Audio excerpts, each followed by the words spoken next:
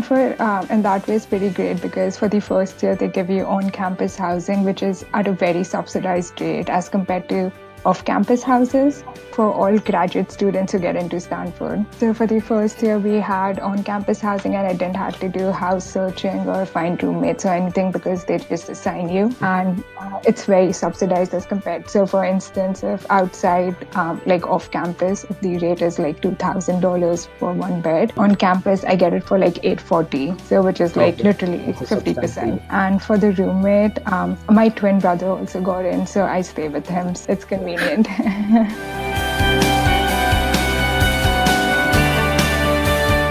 Yes, for the first year, but then for second year, we have to move out and search for houses off campus. We have a lottery system, so we may get the housing again, but there's more priority to first year students because they have to give all of them. But as you move to second year, your chances reduce, but you may not get it, but it's better to find houses off campus too.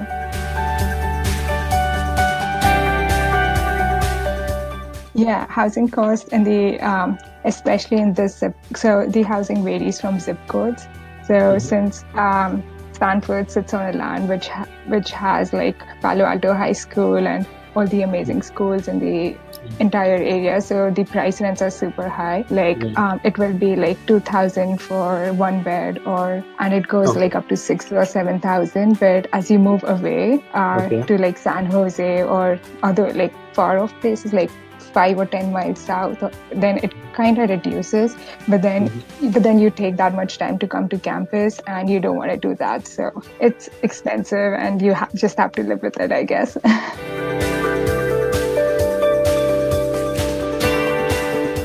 There are groups on campus. Even the department helps you. There's like a graduate council committee that is for all graduate students, and they help you solve any issue you have. There are groups, like every university has their own Facebook group, and inside that Facebook group, there are subgroups of housing, internship, jobs, everything. And then seniors also help you a lot because they're usually moving out from that place, so you can just rent out their place. I would say that definitely talk to seniors if you're searching for off-campus housing.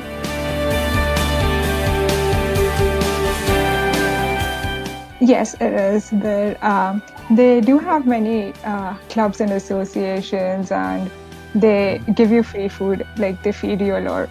They have like events and everything where they just give you free food. So everyone's just there. So that way it's like, yeah, it's the grad life. So they know how stressful it can be. So they have like events in which when there'll be like, suppose you have a final exam in the dining hall, they'll keep it open till like midnight or maybe more, or they might keep it like the entire night, and then you can just go and have food and they won't charge you on some days. Okay. So it's pretty convenient, but otherwise food, if you cook and if you are comfortable cooking, then it's not that bad, because in a month I think I spend around $100 on grocery, which and two of us share, so let's say $50 per person. And it's not that bad, it's pretty reasonable. Transportation is a bit crazy because we all ride bikes to campus. There's very less parking, so if you have a car, you gotta pay for parking, you gotta, do the car maintenance and everything. So like usually first year graduate students, we get to stay on campus, so we just bike around. So we get like a Go Pass where you can use that on any trains or anything. And yeah, you get it free. They don't charge you.